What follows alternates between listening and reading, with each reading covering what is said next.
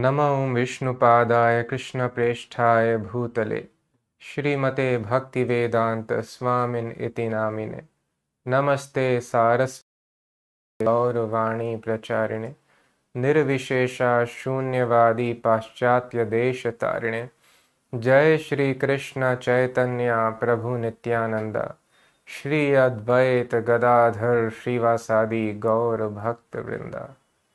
Hare Krishna Krishna Krishna Hare Hare Hare Ram Ram Ram Hare Hare.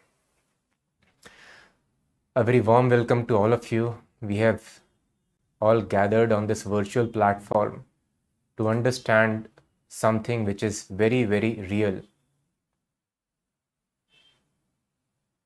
Not just YouTube is virtual, but from the eyes of Shastras, this entire world is a virtual reality. War, pestilence, famine, drought, floods, and there is no end to the number of problems that we face today. 5,000 years ago, Srila Vyasadeva, the compiler of all the Vedas, mentioned in Srimad Bhagavatam, Manda sumanda matayo manda bhagya hi upadritaha. People in this age of Kali would be very much disturbed by various problems. They would be very, very lazy for spiritual advancement. They would be misguided, and above all, they would always be disturbed. Hyupadritaha. So we are trying to find out the reason why there are so many problems, and we are putting best of the brains how to solve it. But Ved Vyasa has told the reason is it is the season of all the problems.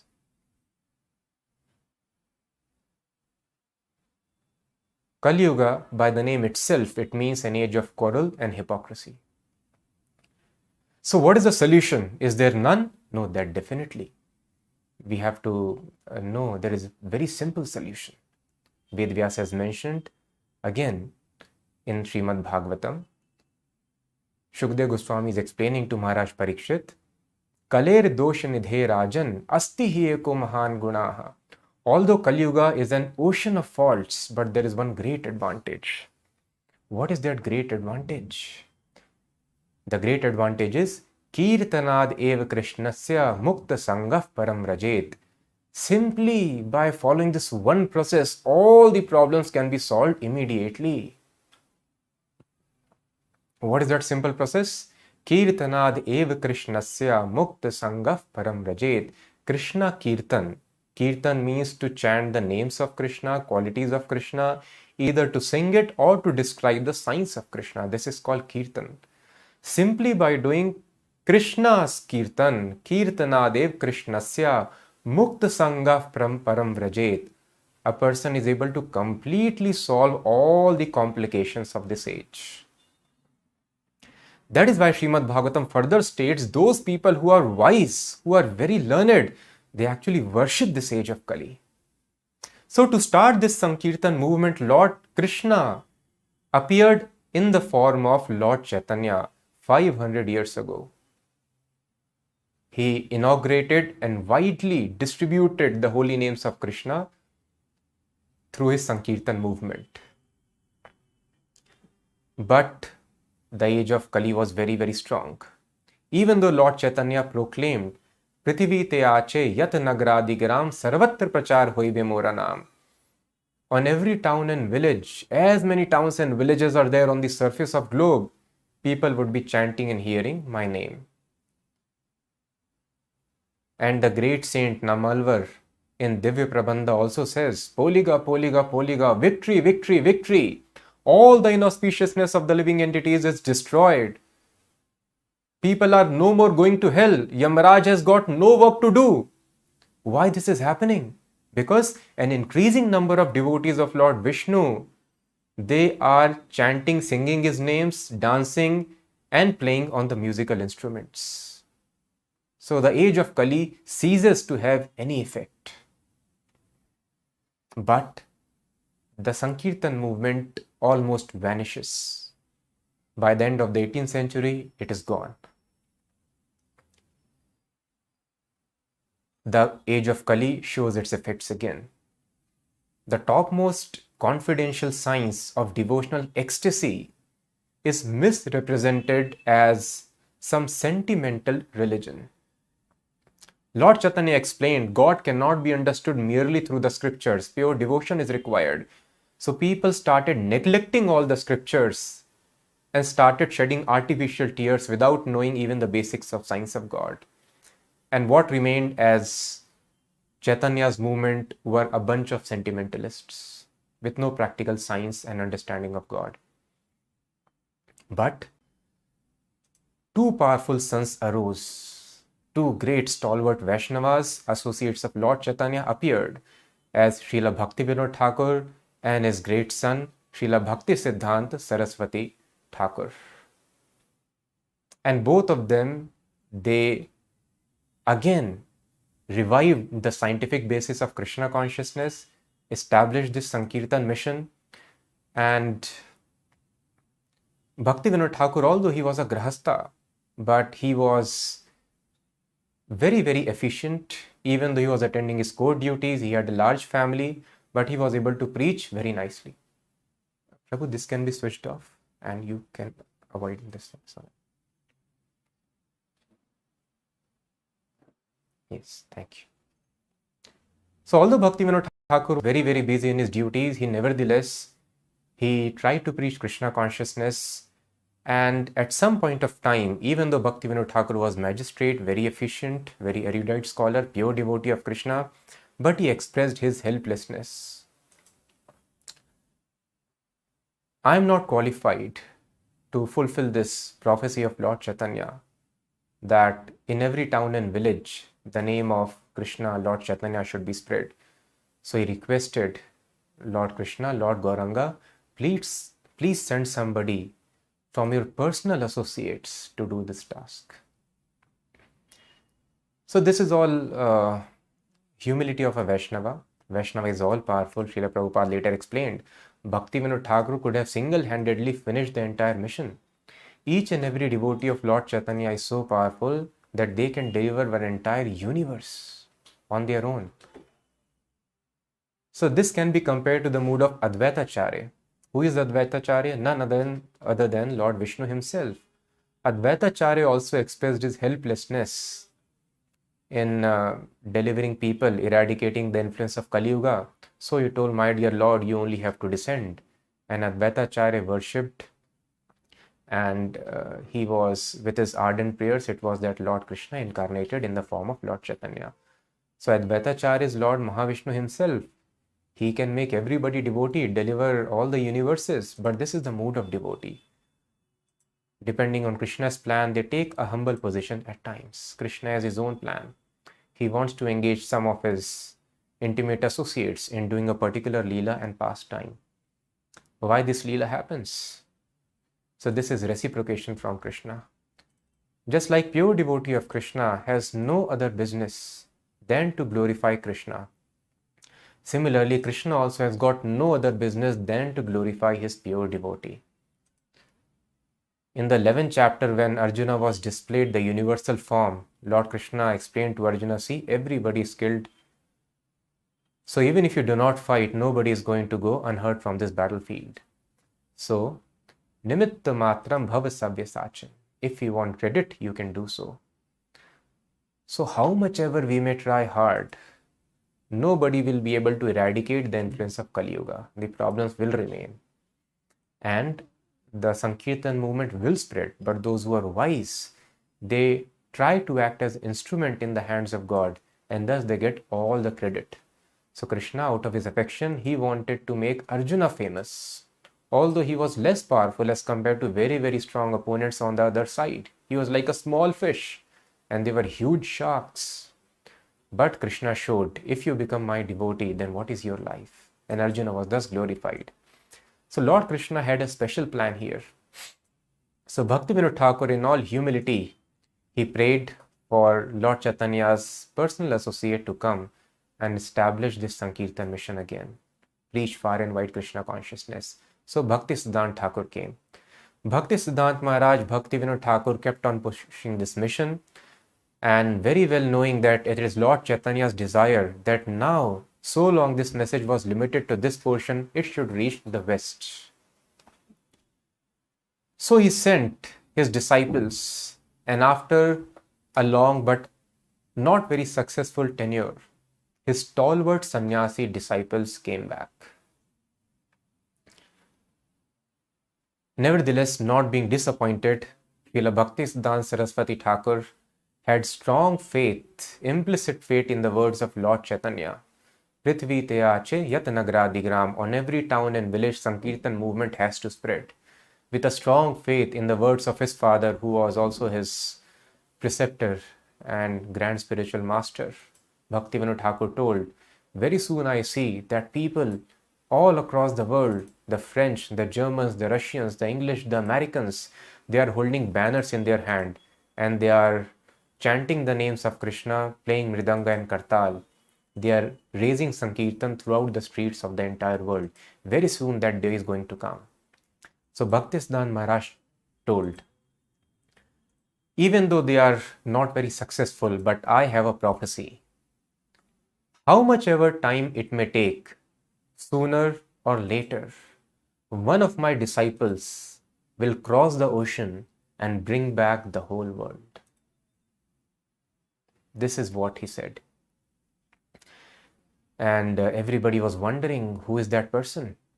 And some of the followers of Bhaktisiddhanta Maharaj, good devotees, simple devotees, they thought, maybe Chaitanya Mahaprabhu, when he said, Prithvi Teyache Yat Nagradigram, he meant only this India. Throughout the India it would be spread. Because their experience of preaching in Western countries was one word, it is impossible. It is impossible to make them Krishna conscious. The culture is so degraded over there. A sannyasi will get degraded if he goes there. That is why it is told in the Vedas for a sannyasi, do not cross the oceans. So who will be that person? Without fearing his degradation, he would cross the ocean, defy this injunction of the Vedas, which is meant for the protection of sannyasis, would cross the ocean and bring back the whole world to Krishna consciousness. And now we all know that that great personality was none other than His Divine Grace, A.C. Bhaktivedanta Swami Prabhupada. So before we begin to understand the activities of Srila Prabhupada, some of the early activities may seem pretty ordinary. That is why it is very important to understand what is the position of Srila Prabhupada and what is the significance of all these activities. Activities of Lord Krishna are completely liberating. And even though Parikshit Maharaj had just 7 days of his life, but he did not directly either ask about the activities of Krishna, nor his perfect spiritual master Shukdev Goswami immediately began explaining the activities of Lord Krishna. But what he explained were the signs of Lord Krishna.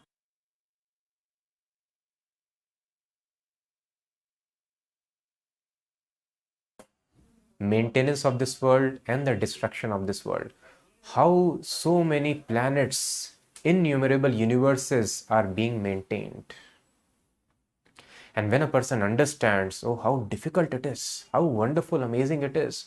Now we do not even know what is there in the nearest planet. And when you understand the description of entire universe and so many universes, what is the physics, what is the chemistry, what is the real science, then you understand.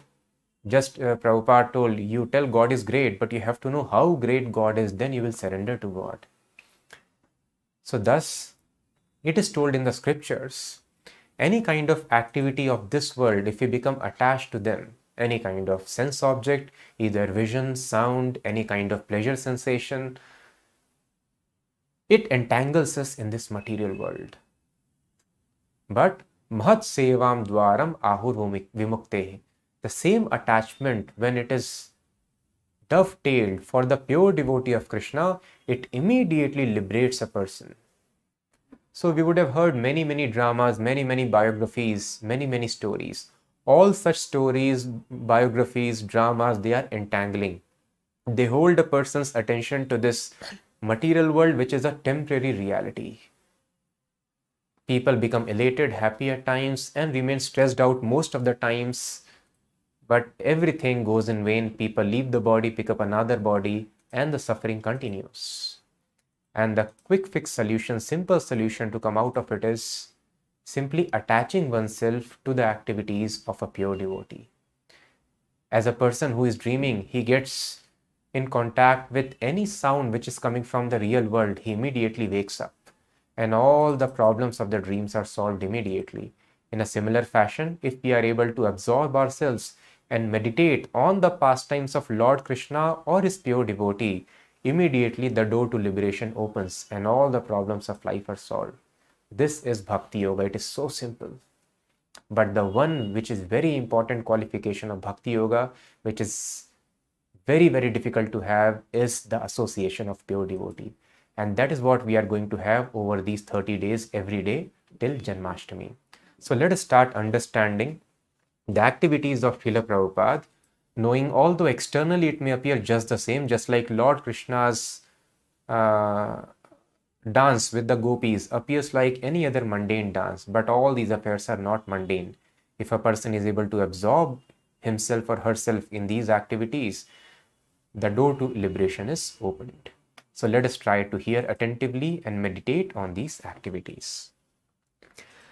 The worldwide fame of His Divine Grace, A.C. Bhaktivedanta Swami, later known as Srila Prabhupada, was to come after 1965, after he arrived in America.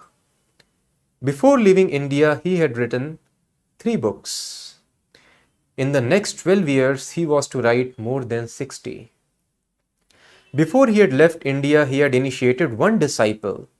In the next 12 years, he would initiate more than 4,000. Before he left India, hardly anyone had believed that he could fulfill his vision of a worldwide society of Krishna devotees. But in the next decade, he would form and maintain an international society for Krishna consciousness and open more than 100 centers. Before sailing for America, he had never been outside India. But in the next 12 years, he would travel many times around the world propagating the Krishna consciousness movement.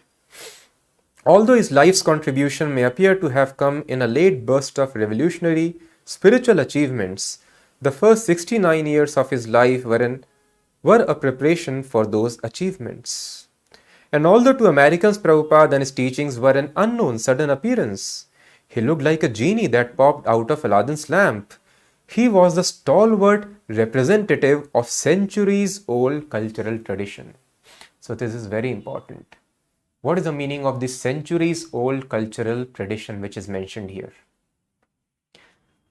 So knowledge of Krishna is mentioned in the Vedas, in Bhagavad Gita, Srimad Bhagavatam, other devotional scriptures. But simply by reading these scriptures, unless somebody is inspired by the transcendental spiritual sound, nobody can understand the spiritual secrets which are embedded in the form of alphabets of these books. So all the sounds that we hear, they are material. Such sounds are of no help on the spiritual path. A person needs to be inspired by the spiritual sound. So how does the spiritual sound descend in this world? It descends in this age-old cultural tradition which is called Guru Parampara. Thus many people, they become spiritual masters today and they very bravely declare at times impudently, I am so wise, or their disciples praise, our Guru is so wise and learned, he does not need to have any spiritual master. He got all the knowledge from within his heart. But Lord Krishna does not declare in Bhagavad Gita this as a bona fide way of receiving knowledge. So it is told, Evam parampara praptam imam rajarshayo viduhu, Evam parampara praptam. The perfect knowledge of creation was given by Krishna to Brahma. Brahma gave to his disciple Narad. Narad gave to Vedavyas. Vedavyas gave to Madhvacharya. In this way, this parampara knowledge comes down. The spiritual knowledge enters in this material world. So thus, a bona fide representative is required who is completely pure, who is spiritual in nature. He only can pass on a spiritual sound to his disciple. And this process of being inspired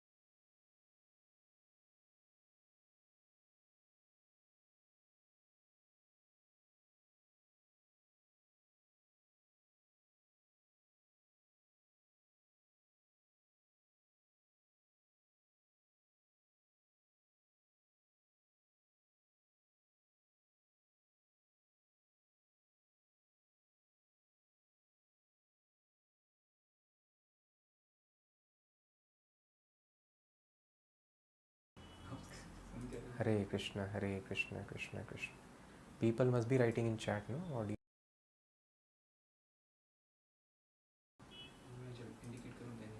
Okay. Hare Krishna, Krishna Krishna, Hare Hare. Hare Ram, Ram Ram, Hare Hare. Hare Krishna, Krishna Krishna, Hare Hare. Hare Ram, Ram Ram, Hare. So I'm sorry, the audio went missing. So we were discussing, in case you missed, that how Prabhupada is stalwart representative of Guru Shishya Parampara, and Srila Prabhupada became the carrier of the transcendental sound by which he was supposed to inspire many people. So the proof is Bhagavad Gita was already there, more than 70 editions of the English language before Prabhupada traveled to the West. Even you see the science books and journals of great scientists, the quantum physicists, they also mentioned the principles of Vedanta and Bhagavad Gita. So they were all knowing it. But nobody was able to begin, even though they had appreciation for this wonderful knowledge, nobody was able to tap that spiritual content of it. And thus nobody was able to become a devotee of Krishna, a soul surrendered to Krishna, which is the crux of Bhagavad Gita. Sarva dharman parityajya mamekam sharanam raja. The problem with the world is, Prabhupada tells, people are trying to invent their own ways of becoming happy. So no, God has made this world. There is a way by which we have to become happy. So if we keep on concocting our own ways, then a person can never actually attain happiness. So exactly the formula has to be taken from this Guru Shishya Parampara and implement in one's life. So all these people, although they were reading Bhagavad Gita, they could not surrender unto Krishna, could not take the formula for happiness, and thus continued their material life. But as soon as Prabhupada Bhagavad Gita came into picture, now you see these books are now also converting and making many people completely surrendered devotees of Krishna. By this we can make out the difference between mundane sound and the spiritual sound which descends in the Guru Shishya Parampara. So Prabhupada was born in Calcutta. His home was at 151 Harrison Road in the Indian section of North Calcutta. So the Calcutta was second city of the Britishers after London. And in the central Calcutta, the Britishers were living with all their theatres and race courses, stadiums. And in the north portion of the Calcutta, Indians were living. Although they were following the British Empire as their rulers, but still they would maintain their cultural traditions. Women would wear saris, men would wear dhoti and kurta, and they would maintain their cultural tradition, remaining loyal at the same time to the British throne. So it was in this area, North Calcutta, 151 Harrison Road, that Prabhupada was living. An entire block of properties on either side of the Harrison Road belonged to Loknath Malik. And Gaur Mohan and his family lived in few rooms of a 3-story building within the Malik properties. Across the street from the day's residence was a Radha Govind temple, where for the past 150 years the Maliks had maintained worship of the deity of Radha Krishna. Various shops on the Malik properties provided income for the deity and for the priests conducting the worship. Every morning before breakfast, the Malik family members would visit the temple to see the deity of Radha Govinda. They would offer cooked rice, kachoris, and vegetables on a large platter and would then distribute the prasadam to the deity's morning visitors from the neighborhood. Among the daily visitors was Abhay Charan, accompanying his mother, father, or servant. So this is very important practice. Visiting the temple of Lord before breakfast and offering prayers. This is called Mangal Aarti, the auspicious beginning of the day. Just like nobody can become an expert surgeon simply by reading the books on surgery. Practical internship under the guidance of an expert surgeon is required. Or any field for that matter. A person is an engineer, a person is a lawyer. Simply by reading books, nobody can actually advance in the profession unless they get trained under an already expert person. The same principles apply in spiritual life also. Sometimes people think simply by reading books, I'll become perfect. Knowledge would be revealed, but no. The knowledge is revealed not merely by reading books, but when Krishna is completely convinced by the sincere service attitude of the devotee that he reveals himself. So the knowledge, the intelligence that we have, it is also given by Krishna. Thus we see various species have limited knowledge. Insects, they also have knowledge. How to arrange food, how to have their shelter, how to defend themselves, how to create progeny. Ahar, Nidra, Bhay, Maithun, eating, mating, sleeping, defending. Everybody has got this knowledge. But in human form of life, if a person engages in devotional service of Krishna, he can get knowledge by which he can solve all these problems for good. So when a person engages practically, so one has to read the books nevertheless. Reading books is definitely very important, just like theory is important, but practical has to be done under the guidance of an expert surgeon to become a surgeon. In a similar fashion, one has to read the books and practically engage oneself in the activities of devotional service under the guidance of an expert spiritual master. Only then, Prabhupada tells, if you follow the rules and regulations very strictly. What are the rules and regulations? Very simple. It starts with getting up early in the morning and visiting the deity before you even take your first meal, breakfast. That is called Mangal Aarti. In Brahm Muhurta time before sunrise. If some temple is close by, we can visit the temple where such procedures are happening, or we can do it at our own place. But this is the beginning of the day, Mangal Aarti, auspicious beginning. And after that, one can chant the holy names of Krishna, Hare Krishna mantra on their beads. And then you can read Srimad Bhagavatam, then carry out your duties, whatever job, education, occupation, business you are having. You can engage in that and offer the results of those activities to Krishna. And in the evening, again come back, do some kirtan, again read Bhagavad Gita, Bhagavatam, and being absorbed in such transcendental activities and knowledge, go to rest. So simply by following this process, a person can attain eternal platform, solve the process of birth and death. Scientists want to know how to do it, but the Vedas mention it is very simple. Just follow these simple principles every day. It is very simple to do it. But the catch is, one must do these activities under the expert personal guidance of a spiritual master who is pure devotee of Krishna. Then these activities would be successful. So Abhay was fortunate, his father was a pure devotee, and all of them, they were going in the morning to see Mangalarti in the Radha Govind temple. So Prabhupada also narrates this thing, how Prabhupada sometimes he would be taken by his servant on a pram, and Prabhupada had another very nice companion. He was Subudhi. His legal name was Siddheshwar Malik. And both these small children were sitting in the same pram, and they would go to Radha Govind temple. And Prabhupada would tell Subudhi, he was so fond of me, he would call me Moti. His was another of Prabhupada's nickname. And if I am not there in the pram, he would go mad. He would not agree to sit without me. So both these children would go in the pram, go to the Radha Govind temple, and then Prabhupada recollects that people were very tall and they were very, very young, but Prabhupada would stand there at the temple doors and would keep on beholding the beautiful forms of Radha Krishna for many, many hours together. So child is merely 1.5 years old, but he has got memory and he is able to appreciate, and he is standing in the temple for hours together. It is not possible for an ordinary child. This is the difference between a Vaishnava and an ordinary birth. So people ask that, what about those people who have taken birth in a different family where there is no Krishna consciousness at all, some different country? Why Krishna is not arranged? Krishna is not arranged because people do not want. As per one's activity, different births are given. When Arjuna asked Krishna, if I start this devotional life, I do not finish it, what would happen to me? So Krishna told, Shuchinam Srimatam Gehe Yoga Bhrashto Vijayate, there is no loss.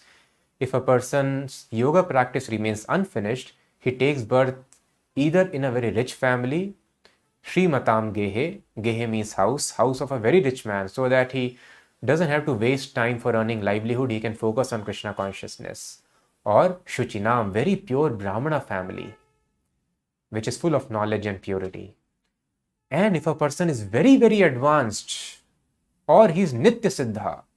Nitya Siddha means these living entities don't take birth as per laws of nature, but they come to this material world to liberate other conditioned souls like us, who are conditioned even before the creation.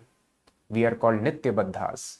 So Nitya Siddhas such as Prabhupada or a very, very advanced Vaishnava, they are given birth in Vaishnava families, just like Prabhupada got, Parikshit Maharaj got in the house of Pandavas, or Mirabai and all such great devotees, they have similar child history. From the very beginning, they have got devotional atmosphere. So ordinary children, they become restless. But Prabhupada, from the very beginning, child 1.5 years old, he is beholding the beautiful forms. And Prabhupada remembers the deities, their slant eyes, they were so beautiful. For many, many hours, I would keep on beholding the beautiful Radha Govind forms. So Gaur Mohan was a pure Vaishnava, and he raised his son to be Krishna conscious. Since his own parents had also been Vaishnavas, Gaur Mohan had never touched meat, fish, eggs, tea or coffee. His complexion was fair and his disposition reserved.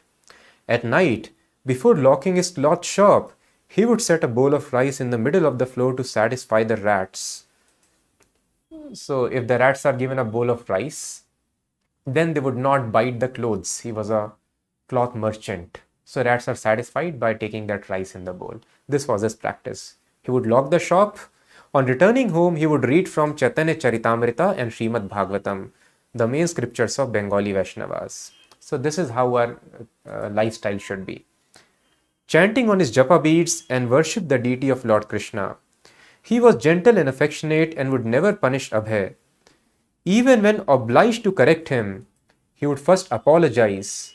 You are my son, so now I must correct you. It is my duty. Even Chaitanya Mahaprabhu's father would chastise him, so don't mind. So Prabhupada would later tell, it looks like Prabhupada's father knew about him. So he was never chastising, even though Abhay, young Srila Prabhupada, was very adamant, was stubborn at times. He was never chastised by his father. On some instances, when he was supposed to do, he would first beg forgiveness. Even Chaitanya Mahaprabhu's father would correct him, so please never mind, as a matter of duty, I have to do this. A picture always remained in Prabhupada's memory of his father's devotional worship of Lord Krishna. He would recall how his father used to come home late at night from the cloth shop and faithfully perform his worship of Lord Krishna before the home altar. We would be sleeping, Prabhupada recalled, and father would be doing arti. We would hear the ding, ding, ding. We would hear the bell and wake up and see him bowing down before Krishna. So these were the activities, the impression which Prabhupada carried of his father. His father would come down, and although they would be asleep, and he would ring the bell doing worship of Krishna, and they would wake up. So Prabhupada told puja was his business. Although he would get up little late in the morning, he would do some essential morning duties, and then 10 o'clock to 1 o'clock, strictly he would engage in puja. 3 hours in the day, in the beginning of the day. And then 1 o'clock onwards, he would go for his shop, and late in the night, he would come back, and again in the evening, he would read Chaitanya Charitamrita, Bhagavatam, worship Krishna, and go to sleep. So this is very simple formula which people have been following for many ages. So we also can apply this simple thing in our life, and a sandwich formula, spiritual, regular duties, offered the results to Krishna, evening again a spiritual program, and the life becomes successful. Gaur Mohan wanted Vaishnava goals for his son. He wanted Abhay to become a servant of Radha and Krishna. So just see, this is a Vaishnava father. Gaur Mohan did not want Abhay to become manager of or the owner of a very big industry, or that of, to get the fame of a very big barrister.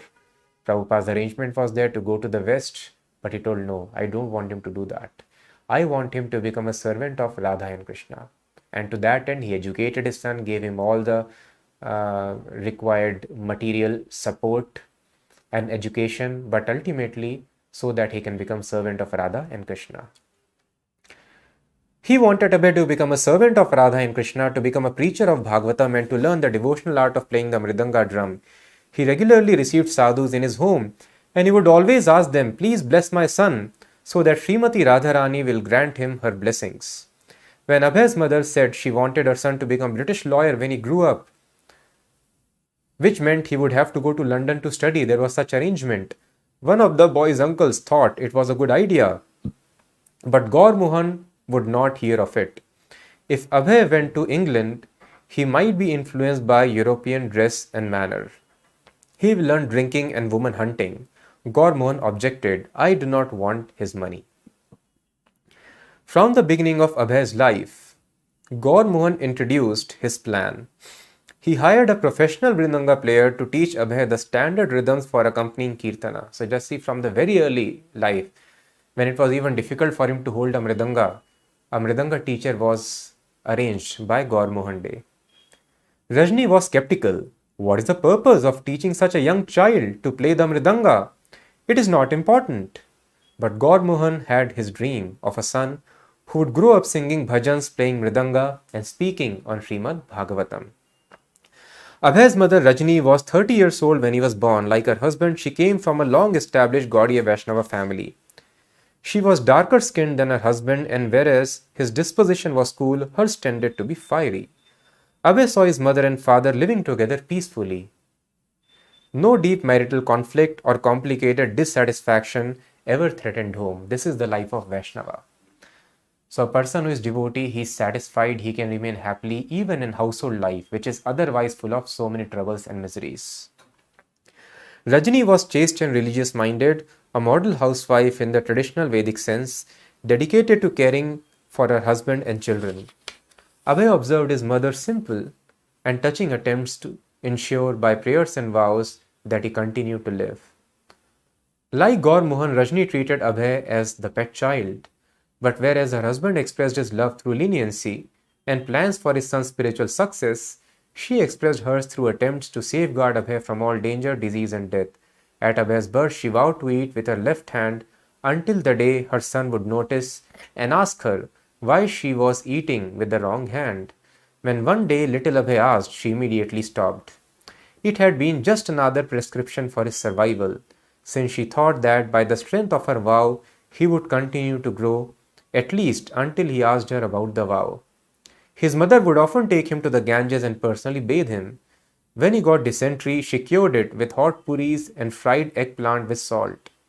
Sometimes when he was ill, Abhay would show his obstinacy by refusing to take any medicine. But just as he was stubborn, his mother was determined, and she would forcibly administer medicine into his mouth. When Abhay had been unwilling to attend school, his father had remained lenient. Okay, he will go other day. While Rajni insisted and even hired a man to escort him to the school. So Prabhupada was very, very stubborn. Once his mother wanted to take him for bath, but Abhay was very, very adamant, I will not take bath. And he hit his head on the floor. So Prabhupada father told, what are you doing? You will kill the child. So Prabhupada tells another instance. Once they were going near few shops, and Abhay immediately got attracted to a toy gun. And he told, Father, I want a gun. So he told, no, I will not give you. What is the need of a gun? But then he started crying. He started throwing his hands and legs, sat on the floor. And his father told, okay, I will give you a gun.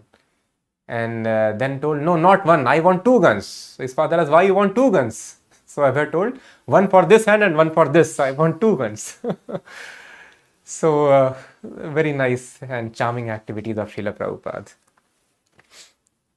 Throughout northern India, Lord Krishna is accepted by the great majority of people as a supreme form of God. This version of Krishna is actually in accordance with the Vedic scriptures, especially the Bhagavad Gita, which is most widely read Vedic literature. Naturally, therefore, Abhay imbibed Krishna consciousness from his very birth. Moreover, his father was particularly religious, and in later years, Prabhupada would refer to him as a pure devotee of Krishna.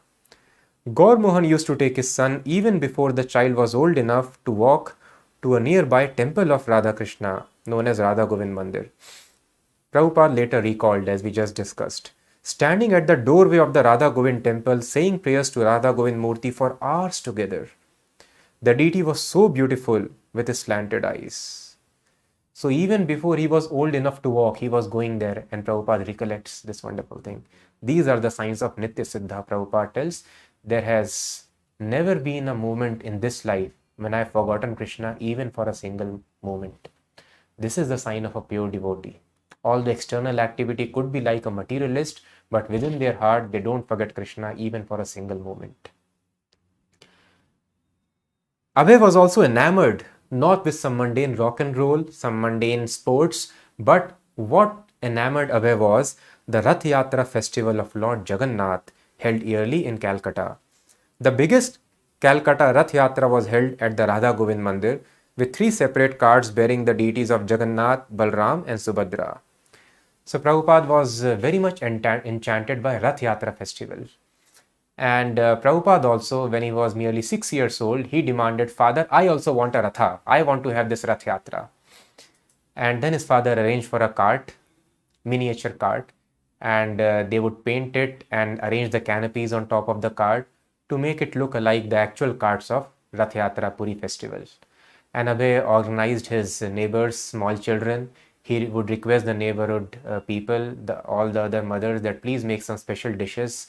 I want to organize, and just on the lines of the great actual Rath Yatra festival, Prabhupada also would organize every year 8-day Rath Yatra festivals. 6 years old, just see. And he is having Rath Yatra festivals. And the children always, think of visiting some theme park or some other place of entertainment. Prabhupada's desire was, when I would go to Jagannath Puri and Vrindavan.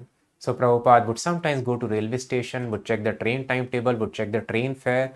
He would always think, when would the right time come? When will I be able to make it to Jagannath Puri and Vrindavan Dham?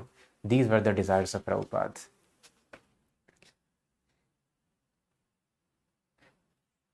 When Abhay was about 6 years old, he asked his father for a deity of his own to worship.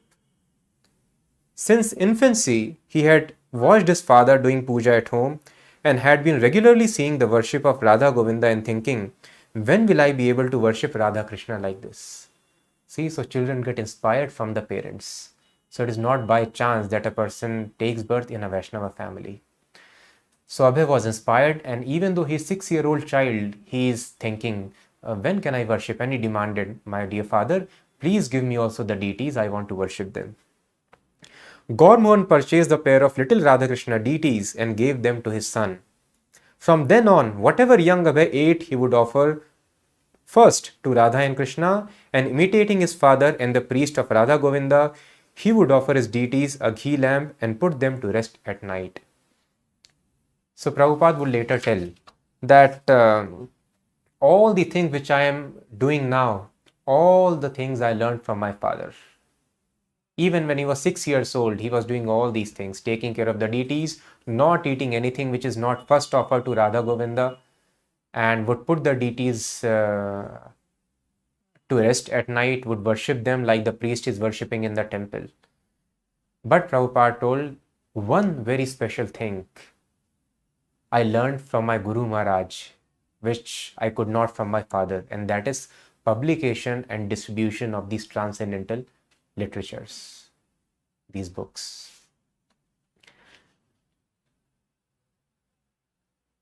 During Abhay's college years, now he went to college, his father arranged for his marriage, selecting Radha Rani Datta, the daughter of a merchant family with whom he was associated.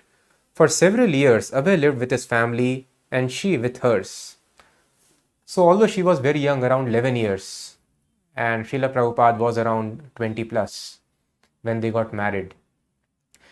So child marriage has got a great merit. It is not that they would start living immediately together. No, Prabhupada continued his college life and she was at her house. But the marriage is done early because before these desires arise of attraction towards the opposite sex, people already know that I have a partner, and thus they become very, very chaste. This chastity is very, very important for success of any marital relationship. So although they were living separately, even after marriage, they got married at a very young age. So his marital responsibilities of supporting a family were not immediate. First, he had to finish college. But during his 4th year of college, Abhay began to feel reluctant about accepting his degree. He had become a sympathizer to the national cause, which advocated national schools and self-government. In the class 1 year ahead of Abhay was a very spirited nationalist. Who was he? Subhash Chandra Bose, who was later to become the leader of the Indian National Army, formed to overthrow the British rule of India. When Subhash Chandra Bose urged the students to support the Indian independence movement, Abhay listened. He liked Bose's faith in spirituality, his enthusiasm and determination. Abhay wasn't interested in political activity, but the ideal of the independence movement appealed to him. The call to Swaraj independence, although covert, attracted virtually all the students and Abhay among them. Abhay was specially interested in Mohandas Gandhi. Gandhi always carried a Bhagavad Gita and spoke of being guided by the Gita above all other books. He was pure in his personal habits, abstaining from intoxication, meat eating, and illicit sex. He lived simply like a sadhu, yet he seemed to have more integrity than the begging sadhus Abhay had seen so many times. Abhay read Gandhi's speeches and followed his activities. Maybe Gandhi, he thought, could carry spirituality in the field of action. Gandhi called on Indian students to forsake their studies. The foreign schools, he said, instilled a slave mentality. They made one no more than a puppet in the hands of the British. Still, a college degree was the basis of a life's career. Abhay weighed the choices carefully, and in the 1920, after completing his 4th year of college and passing his examination, refused to accept his diploma. In this way, he registered his protest and signaled his response to Gandhi's call. After the killing at Jallianwala Bagh, where British soldiers had shot to death hundreds of unarmed Indians who had gathered for a peaceful meeting, Gandhi called for a complete non-cooperation and boycott of everything British. In refusing his degree, Abhay was moving to align himself more closely with Gandhi's independence movement. Although Abhay's father was disturbed, he didn't resent his son's action. He was more concerned for Abhay's future than for the destiny of India's politics. He therefore arranged for good employment for Abhay through a prominent friend of the family, Dr. Kartik Chandra Bose. Dr. Bose, a distinguished surgeon and chemical industrialist, had his own establishment, Bose's Laboratory, in Calcutta, and he gladly accepted Abhay as a department manager in his firm.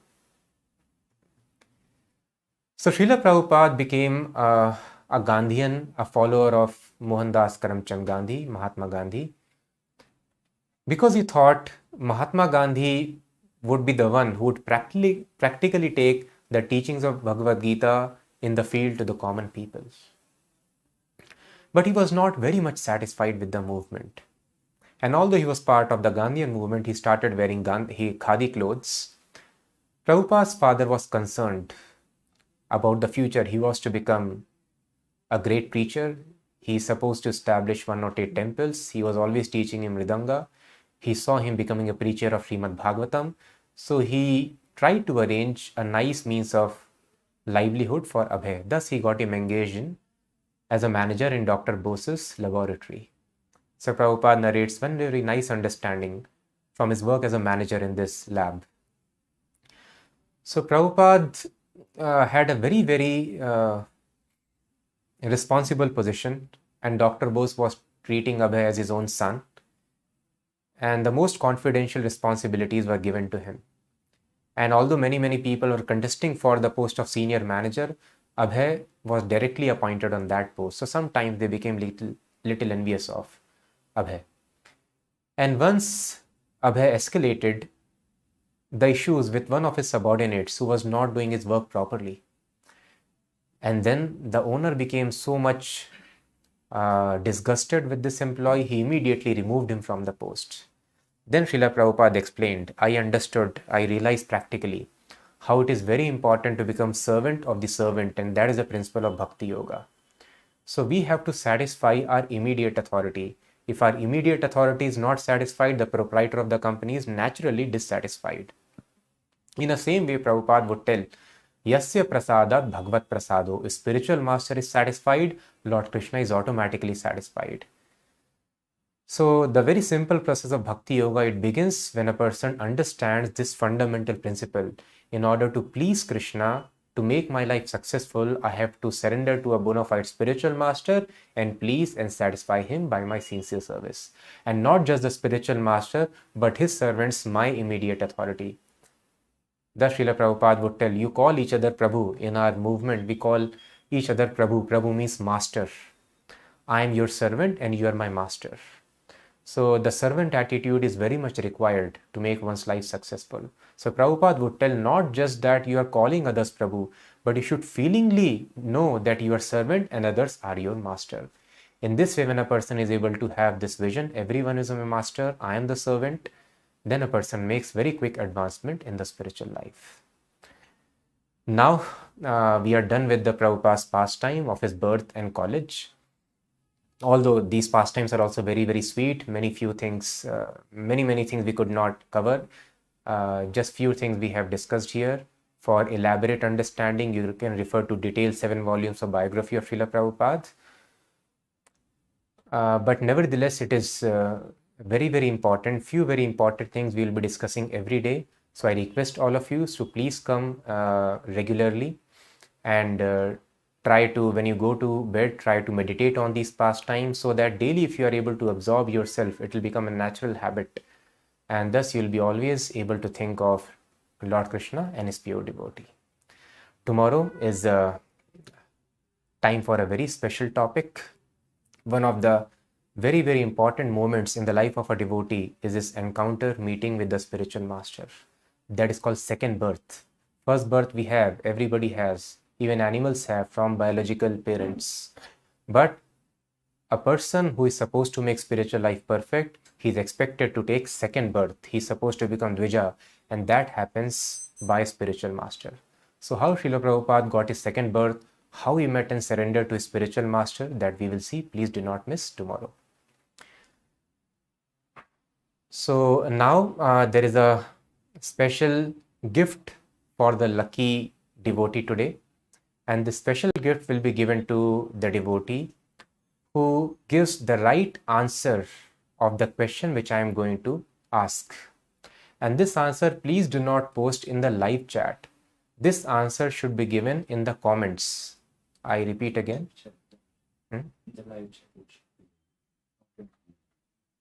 Okay, so the answer. Okay, beg your pardon. You should give in the live chat, not in the comments. So in the live chat, please explain, and the people who answer correctly, first 50 people. So every day we will have this nice activity. So among the first 50 devotees who give the right answer, we will choose one lucky devotee, and that devotee would be given transcendental gift from our side. So can you please explain what was the nickname given to Prabhupada when he was riding on his pram to visit the Radha Govind temple with his pram friend Siddheshwar Malik? I repeat the question.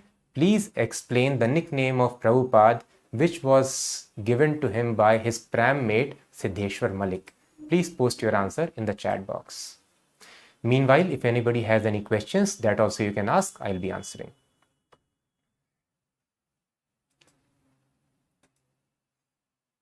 Do we have any questions? Yeah.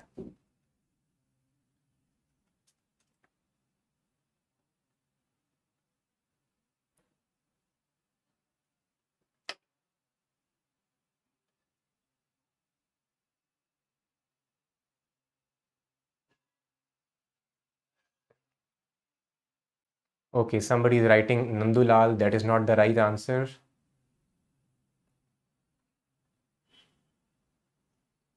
Some people have heard it nicely.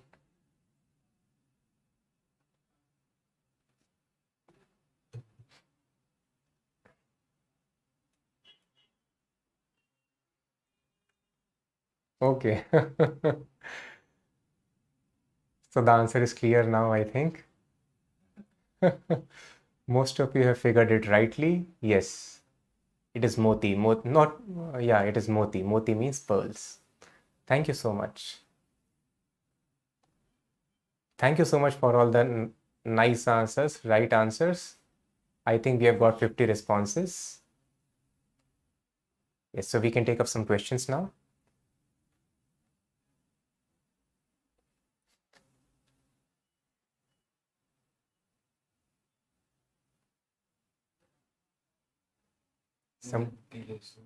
Okay. Prabhu, sometimes we preach about Krishna consciousness, but people don't believe of the authenticity of our parampara. How to convince them? So first of all, you request them to take out time to understand if any coaching institute is authentic or not. You go there, you study the books and meet with the teachers over there, so that if a person does, they will be able to understand. And secondly, you can see by the result, if from any coaching institutes, people are regularly cracking a competitive examination with high ranks, that means it is nice. So what is the instruction of Lord Krishna in Bhagavad Gita? Sarv dharman parityajya mam ekam sharanam raja man mana bhav mad bhakto. That whether we are able to make people devotees of Krishna or not, whether devotees are able to surrender themselves to Krishna or not, whether their material desires are reducing or not, and all this is widely evident by not just people of this country, all across the world. This impact has been created through this glorious parampara of which we are part of. I think these two things would suffice. Hare Krishna, how a woman should dress according to the Vedas? Very nice question. So women and men, they are supposed to wear very nicely using dhoti and kurta, chadar is a dress for men, and women should wear dhoti or saris, as in India we still know it. And the culture is the head also should be covered with the sari. And one Mataji was very nicely explaining. So these days women want empowerment, and then somehow they are wearing some dresses which may not be very good, and somehow there is molestation and like that. And this devotee Mataji was telling, now that I'm following Krishna consciousness, I dress myself in this regular traditional attire. So people also respect when I walk with my head covered and I have very nice sari, very decently I am dressed. Automatically I am able to save myself from any such attempts. So thus this is called empowerment.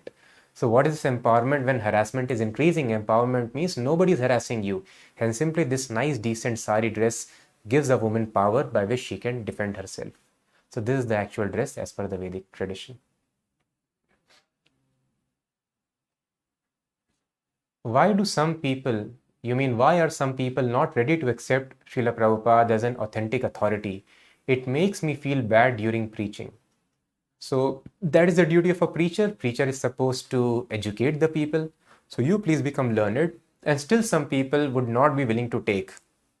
So as we were discussing, it is Krishna's arrangement how and to what degree a person will be able to expose and assimilate Krishna consciousness. So give them prasadam, give them books, and gradually when they read the books, they'll purify. When they hear Sankirtan, when they honor prasadam, so anybody can hear Sankirtan or they can eat prasadam. So try to induce them in this way to come to Krishna consciousness, and slowly when they are pious enough, they will be able to accept this fact. What is the daily schedule according to Vedas? So daily schedule we discussed. In the morning before Brahm Muhurta, we should get up. Brahm Muhurta begins 90 minutes before sunrise, and we should take bath as soon as we get up. After taking bath, we should do Mangal Aarti. We should worship the deities in our house. If we are not following deity standards, there are some standards recommended. You can keep pictures of Lord Krishna, Lord Chaitanya, Srila Prabhupada in your house, and then you can worship them, offer Mangal Aarti. And after Aarti, you can chant Hare Krishna Mahamantra. You can decide how many rounds you can chant, do not reduce that. After chanting, you can read or hear Srimad Bhagavatam, and then honor prasadam, or in other words, eat food which is offered to Krishna. And then you can carry on with your duties. In the evening again, come read or hear Srimad Bhagavatam, Bhagavad Gita, do little kirtan, and then go to bed. In this way, Vedas define our lifestyle. How should a student stay in order to be very focused and also be Krishna conscious? So Prabhupada explains, anybody who can focus on the lotus feet of Krishna can focus on anything. So our mind is always disturbed because mind is lacking satisfaction. When Krishna's lotus feet are impressed upon the mind, that is why this morning program, Mangala Aarti, deity worship is important. In the morning when you are meditating on the feet of Krishna, even when we are doing deity worship, we should focus on the lotus feet of Krishna. And praying to Krishna, please always remain in my heart. In this way, when we are able to keep impression of Krishna within our heart, then automatically mind becomes focused, and we can do studies for Krishna's satisfaction. We can engage our mind efficiently in whatever activities we wish to do to offer the results of such activities to Krishna. So please become Krishna conscious, that will help you.